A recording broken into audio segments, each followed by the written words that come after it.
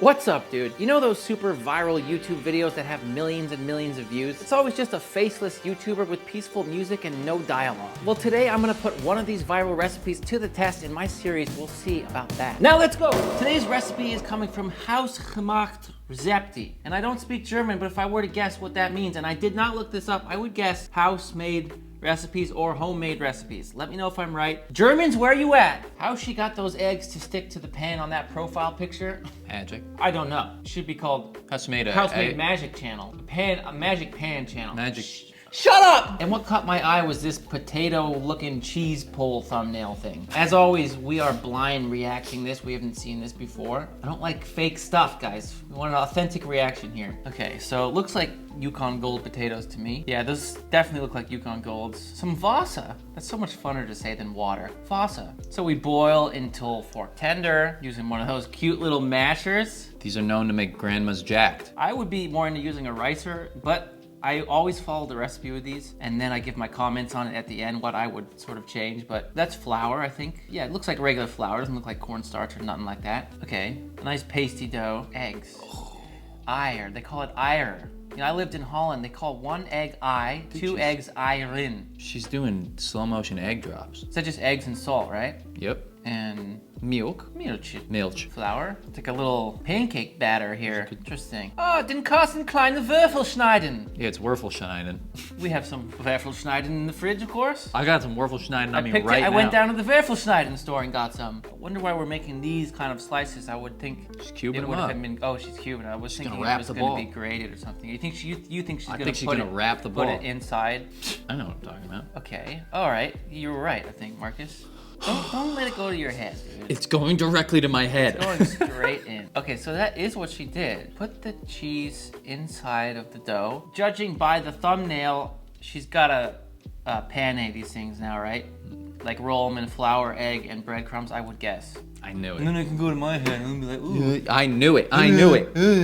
In my past life, I was a German grandmother. Oh wait, was I wrong? Oh, she's going straight into that batter. Wow. Oh, now she's going into bread. So were you right or wrong? No, I essentially I was, but she just mixed all the wet ingredients together, or the flour and the eggs and the milk. Oh yeah, I'm gonna read that. And a Harry Potter book. Wenn Sie ein dicker Kruste wünschen, make a crusty little thing. Make a crusty little thing. A little crusty ball. Okay, and then we're frying them. Deep fry. I mean, I can't see how these are gonna be bad, but I feel like they need more seasoning, more flavor in there. Please show us. Break one open. If they don't break one open, I want to be... Okay, here we go. Ooh. That does look good. I mean, you got to admit, that looks good. Looks nice. But is it worth 15 million views? We will see about that. Marcus wanted to race me in a potato peeling contest, so we're going to do that. Begin. Oh my God, oh my God, like you needed an edge?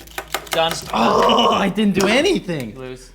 Better luck next time, bud. Okay, she said 500 grams of potatoes in the description. That's what her recipe says. There's no way, looking at her potatoes there, that's 500 grams. It looks like she has double that amount, if not more. So now I'm a little confused. I hate when these things happen when I'm trying to do that. All right, you know what? I'm just gonna stick to her recipe, and I'm just gonna hope that it works. Let's just get 500 grams, cut it into chunks. All right, now she just boils them until fork tender, although I didn't see any salt going in here, but that's all right. I'm just gonna follow the recipe. Now, while those potatoes are cooking, let me introduce today's sponsor, Lifen, with their innovative new product, the Lifen Wave Electric Toothbrush, which is literally like the king of toothbrushes. Because what makes the Lifen toothbrush stand out is the combination of 60-degree oscillation and vibration, which provides 3 times the cleaning efficiency. With softer bristles combined with higher vibrations, this toothbrush easily cleans all areas of the mouth while being gentle on the teeth and gums. Plus, Lifen offers more affordable brush heads. They're just $9.99 for a 3-pack. The heads also come with 3 different options, so you have gum care, super clean, and ultra whitening. It's also waterproof, making it super easy to clean as it won't get damaged by that water. It's also the first on the market to have magnetic fast charging, making it work much quicker than the other brands. The cable just snaps on, allowing for simple and convenient charging. Lifen even has this incredible customizable app so you can fine-tune your very own brushing habits. It's really cool. You can adjust the vibration strength, the oscillation range, the speed, and choose 1 to 5 minute brushing times as well. And let me tell you something, if you need power, Lifen has got you covered. What I did was just start at a low vibration range and then slowly turn it up to get it tailored to my own needs. I've been using electric toothbrushes for a long time, and this Lifen toothbrush really does leave me feeling extra clean. I mean that. Lifen is currently offering a 10% discount for Mother's Day. So don't miss out on the chance by showing her just how much you care by clicking the link down in the description. Now let's get back to this recipe. Then just strain them off and add to a bowl. Now I'm taking one of my little mashers here. I do own one, although I'm into the ricers just for the texture. But if you don't know what a ricer is, it's just this tool right here. You put the potatoes in there and then you just smash them through like this and it gets a really fine texture. Amazing tool, can't live without it, link in description. Mashy, mashy. She does a little rough mash like this and she stops. Then we add salt and she said a pinch, but I did like probably a little less than a teaspoon to be honest. Let's work that in.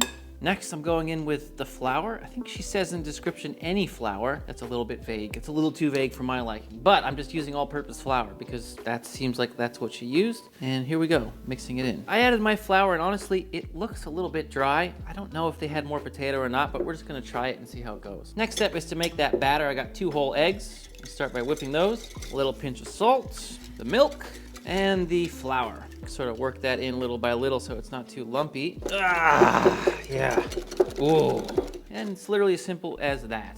Now for the cheese, I didn't have the, I forget the name of it, but that long name. So I'm just using low moisture mozzarella, and we're gonna cut this into pretty big cubes because I want it to be cheesy. Something like this, that looks about good. Let's make these things. Just oiling up my hands a little bit here. It's a mess. Now I'm gonna take a little ball, not too big, not too small. Let's see, I'm gonna weigh mine out. 70 grams, looks good to me. Flatten it out.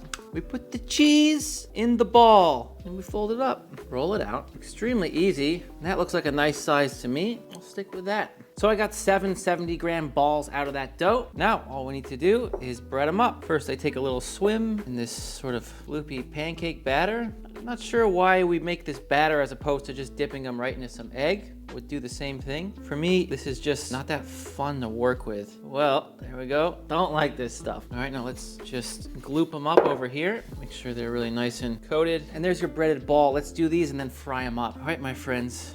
Here we go, 350-degree peanut oil. In go the balls. Curious to see how good these things are gonna be. Marcus and I both feel like they need more seasoning. And I'll tell you what, right now, they definitely need a sauce. They need a little dipperoonie and something. My mind goes to mozzarella stick, because this is kind of like that, except it has potato. It's like a potato mozzarella stick ball. And if I'm having mozzarella sticks, you better believe I'm dipping them in something. I like marinara. See them starting to bulge a little bit, some of them, but they still look together and fine. Been about 3.5 minutes. I'm gonna go ahead and pull them out because I don't want the cheese to explode out. They're nice and golden brown, and I'll fry the rest and then we'll try them. All right, Marcus, my friend, here we go, dude. Oh, that's kind of satisfying. I'll give you that. All right. Melty, cheesy, dinky. Cheers. It's close to tasting like nothing. It's textured nothing. Here's the thing about this. This could be good with some refining, with a little bit of work. I mean, just put more flavor in that potato filling. Do some rosemary salt, do some other kind of seasoning, do some sharper cheese like Parmesan or Manchego or whatever, man, any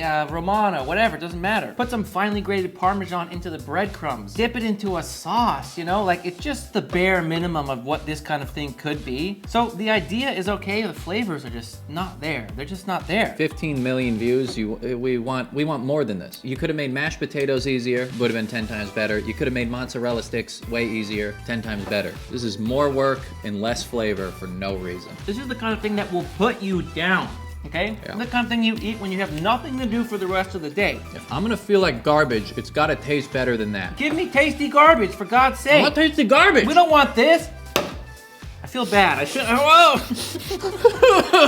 I'm gonna have to rate that a 4.3 out of 10, but I really think you could get it up to a 7 if you just mess with the flavors, the seasonings, the cheeses that you used in it, and have a dipping sauce. 4.5, nothing great. Thank you for joining me for this recipe review. Well, they all can't be winners, can they, my friend? But that's okay. On to the next one. On another note, I've got a mega list down in the description of tools and equipment that I use here in this kitchen every single day. It's an incredible resource for you if you're looking to stock your own kitchen, so check that out. If you like written recipes, we have an ebook out now called Master in the Making with 55 of my favorite recipes. We also have merch available, and if you want to keep learning today, here's that chicken tikka masala recipe that is a must try. And then here's another we'll see about that we actually really love. Until next time, you know I love you and I'm out. You ready? All right, camera ready. I'm ready.